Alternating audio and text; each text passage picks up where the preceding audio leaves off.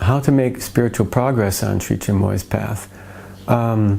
Again, most of my experiences in the first few years were being among his older disciples. I was very fortunate that I was in a meditation center in Seattle that had some very disciples who were with Sri Chinmoy for decades, and were very close to him, and had done a lot of you might say projects to bring out meditation and the path of peace and Sri Chinmoy's path of the sunlit path.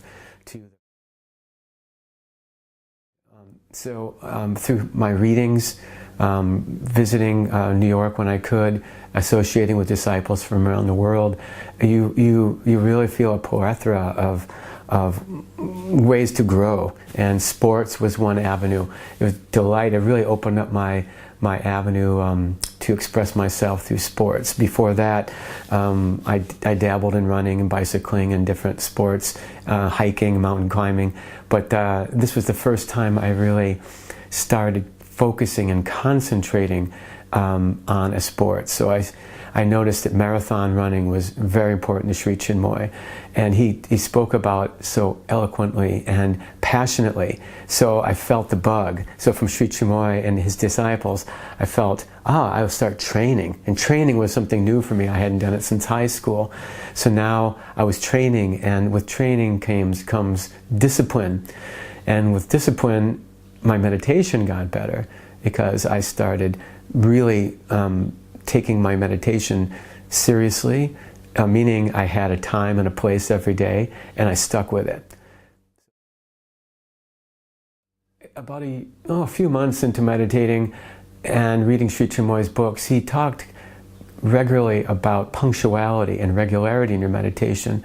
So not being in a center, I kind of had my own way of doing things. So I would get up early in the morning, and first I would go for a run, and then I would come back from my run, and sometimes I didn't even go to a shrine in my house. I didn't have that set up yet. I would take my picture of Sri Chinmoy, and I might sit by some spring flowers, like out in a meadow where there's a rock, and I'd set my photo on the rock, and I would meditate there. And for me, it was very beautiful. It was a perfect way. It was rather unstructured, but it allowed me to come to meditation that felt very natural to me. So at one point, I was still struggling with punctuality. I loved to stay up late at night reading, and then I'd go to bed, and then getting up in the morning, of course, was a real struggle for me. So I did find out that Sri Chinmoy had a preferred time for us to meditate.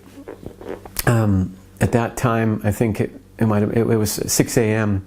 So getting up at 6 a.m. was a real. It took a lot for me to get up at 6 a.m. and to stay up.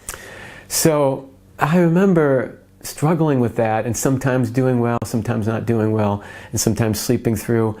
And then one night I actually just prayed for help. Can you please help me wake up in time before I went to bed? I really need help waking up. So that night I was woke up in the morning and rolled over and went back to sleep, and then there was this right in my ears, and I literally lifted out of bed. I was like a bird coming off aloft, shooting into space, and I fell back down, and I was like, wow, what happened? And I saw Sri Chinmoy's hands clapping in my ears, and then I looked over at the alarm clock, and it was exactly 6 a.m. I was like, wow, time to get up. This is a real thing. And then it happened again in a different way. A few days later, I was sleeping outside, and it happened to me in another way that totally shocked me out of my sleep. And I looked at my watch because I was sleeping out by a river, and it was exactly 6 a.m.